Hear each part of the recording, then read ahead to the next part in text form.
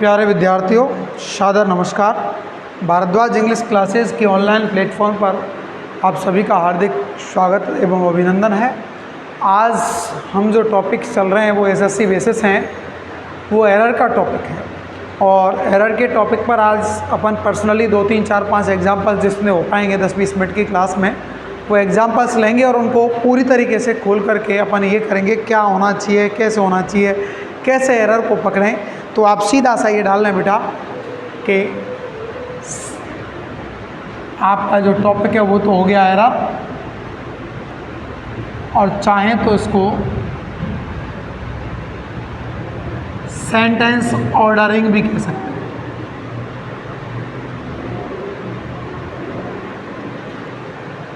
आपको गलत चूज करना है, जो सही है वो चूज करना है, गलत है वो चूज करना है। मतलब विकल्प में से एक अपन को चूज करके चलना है। तो आप यहाँ एक बार इसको अच्छी तरीके से समझें, देखें, कोई दिक्कत नहीं है। देखो बेटा, मैंने एक क्या है कि एरर का एक आज पर्टिकुलर एसएससी के कंप्रीहेंशन बेस पर आ गया कि किस तरीके से एसएससी में किस बेसिस से क्वेश्चन पूछे जाते हैं, वो आप आज क्लियर करें। कंप्लीट अपन करके देखेंगे। तो सीधा सा अपन यहाँ देखें कि बेटा देवांशी कोई भैया हैं तो कह दो, भले ही अंदर आ जाएंगे, कोई नहीं। जो भी हैं आप, क्योंकि लाइव चल रहा है, लेकिन 2 मिनट में अंदर आ जाएं आप। कोई भी भैया हैं तो आप कह दो 2 मिनट में आप अंदर आ जाएं, कोई दिक्कत नहीं। लाइव चल रहा है लेकिन कोई समस्या नहीं है, अंदर आ जाओ आप, कोई समस्या नहीं है। अंदर आ जाओ आपको, कोई दिक्कत नहीं, अंदर आ जाओ, आना चाहो तो। लाइव चल रहा है, कोई समस्या नहीं है, अंदर आ जाए, कोई समस्या नहीं है। मैं तो लगा दूंगा, फिर देवांशी इसको लगा दे बेटा। और जो भी आना चाहे वो आराम से, कोई दिक्कत नहीं है, अलाउ कर लेना, कोई समझ, इससे कोई फ़र्क नहीं पड़ने वाला। बस इस तरफ से आराम से, ठीक है, आराम से। अभी मैं 20-25 मिनट लाइव ले लेता हूँ। देखिए भाई, वीडियो चेक है, सही है, चल रहा है, फर्स्ट क्लास। देखिए बेटा, डिस्टर्ब के लिए आप लोगों को समझ आता हूँ। आज पर्टिकुलर कंप्रीहेंशन जो जिस तरीके से आपको एसएससी पूछता है वो आज अपन क्वेश्चंस लेंगे। और तब तक आप अपना ये कुछ आराम से जो भी है वो अपना आराम से, ठीक है। देखिए, मैंने लिखा आपको एरर के साथ सेंटेंस ऑर्डरिंग भी आना चाहिए कि क्या गलत है, सही क्या होना चाहिए। बेटा मैंने लिखा कि राधा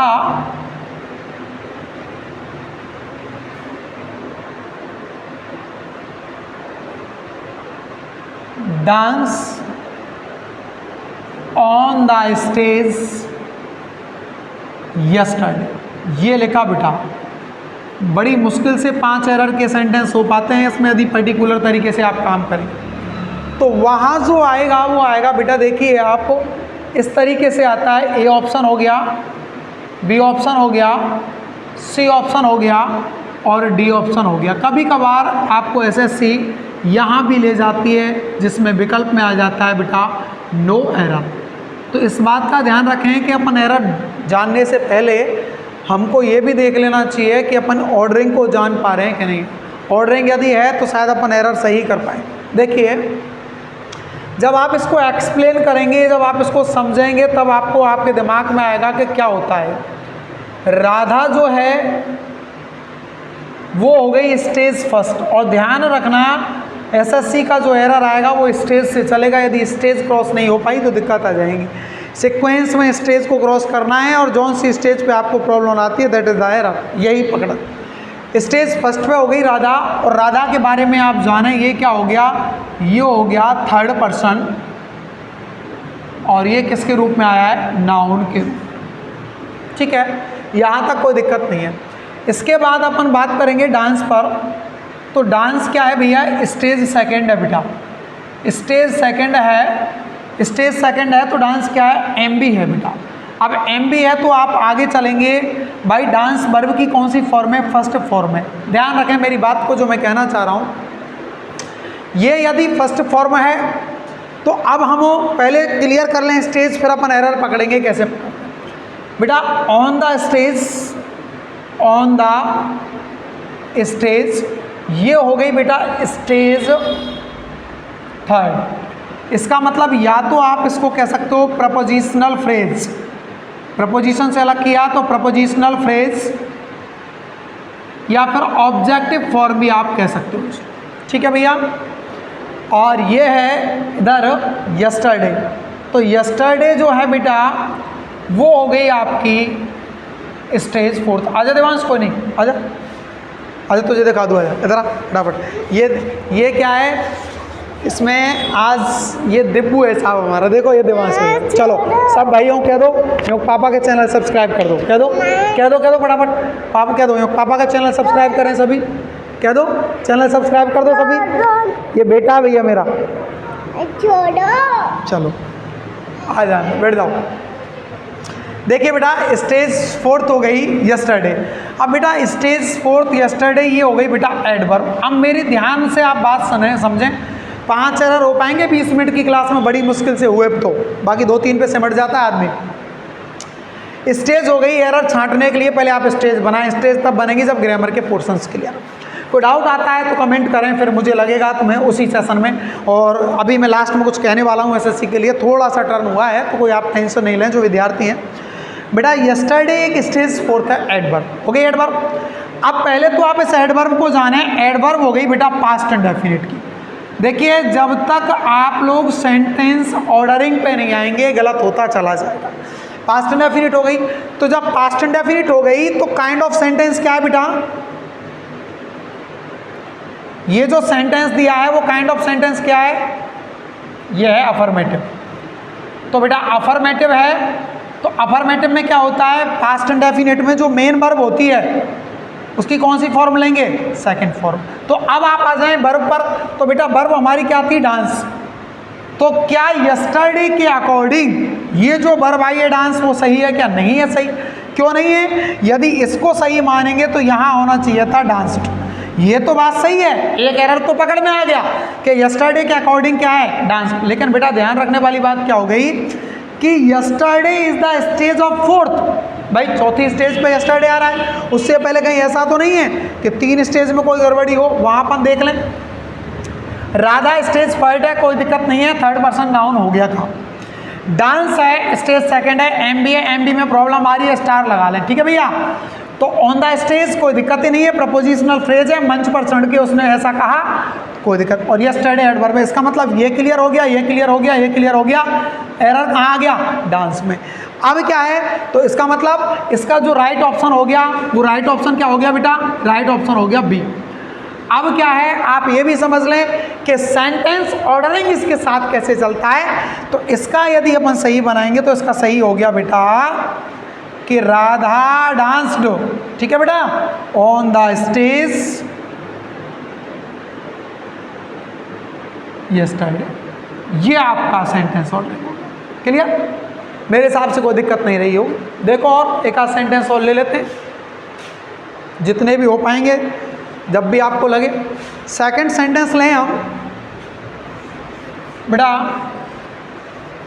सेकंड जो सेंटेंस है वो मैं सेकंड में 2 लूंगा और दोनों में ही बहुत बड़ी प्रॉब्लम है। देखो बेटा सेकंड सेंटेंस लिया मैंने कि रवि रीड द रामायण। ध्यान देना मेरी बात पर, ठीक है। चलो और लगा लो नो एरर, यहां ऑप्शन लिख लेंगे। और यहां हो गया ए, यहां हो गया बी, यहां हो गया बेटा सी, और यहां क्या हो गया बी। ओके चलो एक थर्ड और लिखा देता हूं शॉर्ट। मैंने लिखा कि रवि रीड्स दी रामायण और नो एरर। हाँ फिर ले लो ऑप्शन बेटा। यहां ले लिया मैंने ए, यहां ले लिया बी, और यहां ले लिया सी, और यहां ले लिया डी।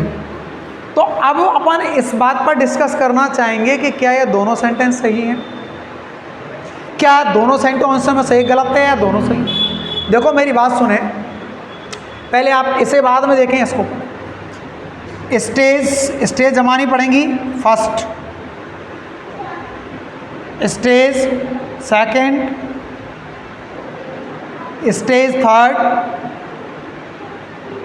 और स्टेज हो गया 4th। अब देखिए फर्स्ट स्टेज पे क्या आ गया, रवि क्या हो गया थर्ड पर्सन प्रोनाउन हो गया, कोई दिक्कत नहीं। रीड्स हो गई, एम बी फर्स्ट में एस या एस, इसका मतलब यहाँ लिख लो सीधा सा प्रेजेंट इंडेफिनिट, ठीक है भैया।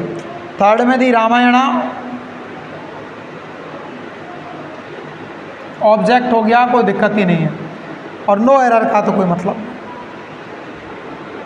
चेक करो इसको भाई। रवि कैसा सब्जेक्ट है? रवि है सिंगुलर सब्जेक्ट। कैसा सब्जेक्ट है बेटा? सिंगुलर। जब सिंगुलर सब्जेक्ट है तो टेंस कौन सा है? Present indefinite. तो प्रेजेंट इंडेफिनिट के साथ एमबी में फर्स्ट और में ऐसे ही आना चाहिए, जो आ गया इसका मतलब ये सही है। ऑब्जेक्ट दी रामायण है, यहाँ कोई डिस्टर्ब नहीं होना, यहाँ सही है, नो एरर। इसका मतलब इसका जो सही आंसर वो क्या हो गया? डी हो गया, नो एरर। ऊपर वाला सेंटेंस भी सही है भाई। आप अपनी स्टेज जमाएं। मैंने कहा stage first, stage second, stage third और स्टेज फोर्थ, ठीक है। देखिए स्टेज फर्स्ट में रवि है, सिंगुलर हो गया, कौन सा पर्सन हो गया? थर्ड पर्सन हो गया, नाउन। सॉरी यहाँ मैंने लिखा कहीं ये थर्ड पर्सन नाउन है, प्रोनाउन नहीं। Stage second read. अब ध्यान देना, एम भी आ गई भैया, एम भी आ गई ना। अब देख लो क्या कर दिया? दी रामायणा, ठीक है। क्या हो गया? ऑब्जेक्ट, कोई दिक्कत ही नहीं है, और नो एरर में तो कोई प्रॉब्लम है ही नहीं, आप वहाँ क्यों जाते? तो क्या ये सही है? बिल्कुल सही है। क्यों सही है? क्योंकि ये वर्ब की कौन सी फॉर्म है? सेकंड। क्योंकि रीड की तीनों फॉर्म बराबर रहती हैं, रीड, रेड और रीड, ऐसे। इसका मतलब ये सेकंड फॉर्म है। अंदाजा क्यों लगा कि सेकंड फॉर्म? अंदाजा इसलिए लगा क्योंकि रवि क्या है, यदि प्रेजेंट इंडेफिनिट मानते तो इसकी तरह एस या एस लग के आता, एस या एस लग कर नहीं आया। तो इसका मतलब ये जो है वो सीधा सीधा आप लोगों का पास्ट का क्या हो गया? इंडेफिनिट, और इसमें भी दिया जाएगा नो एरर। तो ये तो हो गया पास्ट का इंडेफिनिट और ये हो गया प्रेजेंट का इंडेफिनिट। आज की वीडियो के लिए इतना ही, एरर पर्याप्त है, 10 मिनट बहुत है आप लोगों को। आप ये बात ध्यान रखिएगा कि एसएससी को लेकर के तरीके की भ्रांतियां बाजार में आ रही हैं, तो जो बच्चे लगे हुए हैं वो हताश नहीं हो बेटा। इस तरीके से पेपर्स वगैरह में कोई प्रॉब्लम्स नहीं आती, और ना ही किसी के बस की बात है कि पेपर को इधर उधर कर दे। हाँ, आपका पेपर निश्चित रूप से इतना ज़रूर कह रहा हूँ कि डेट ज़रूर आपके पेपर की आगे बढ़ गई, तो वो आप लोगों को निश्चित रूप से फ़ायदेमंद है, ऐसा फाइनल है। अब मैं आपको एक चीज़ कह रहा हूँ कि मैं मेजर पार्ट एरर पे आ गया। 10-20 मिनट जितना प्रैक्टिस सेशन पर डे होगा आपको प्रैक्टिस सेशन करवाऊंगा, लाइव जितनी हो पाएंगी लाइव हो पाएंगी, और जितनी भी ग्रामर के टॉपिक्स, ध्यान रखना अब मैं थोड़ा सा अपग्रेड करके चलूँगा चैनल को कि अपन रीड लेवल का कोई लेके चल रहे हैं, आप ग्रेड सेकंड का लेके चल रहे हैं, लेक्चरर ग्रेड का लेके चल रहे हैं, तो बेटा आपका जो टॉपिक है वो एरर का टॉपिक है, वो किसी भी सिलेबस से अटैच हो सकता है। तो एसएससी वाले बच्चे जो लग रहे हैं, मेरा ध्येय उनके लिए वो ये नहीं सोचें कि हमारे ग्रामर के टॉपिक तो वही हैं, लेकिन आपको जो आएगा वो एरर आएगा। आपके एरर निश्चित रूप से आपको पर डे मिलेंगे, 2, 4, 5 एरर पर डे धीरे धीरे बढ़ाऊंगा बेटा मैं सीक्वेंस में। पर डे प्रैक्टिस होगी, और एग्जाम यदि आगे की सकती है तो आप लोगों के लिए वो बहुत सौभाग्य की बात है। मेरे साथ बने रहें, आपका आशीर्वाद स्नेह हमेशा बना रहे, और यदि आपको कोई प्रॉब्लम होती है तो आप कमेंट करें। और भारद्वाज इंग्लिश क्लासेस को आपके सहयोग के साथ मैं ऐसा चाहता हूँ, बहुत कम समय में हम हमारे टारगेट कुछ हद तक प्राप्त कर चुके हैं, तो आप लोगों की दुआएं बनी रहें, और बेटा आप अधिक से अधिक इस मेरे साथ जुड़े रहें। आप सभी का हार्दिक अभिनंदन।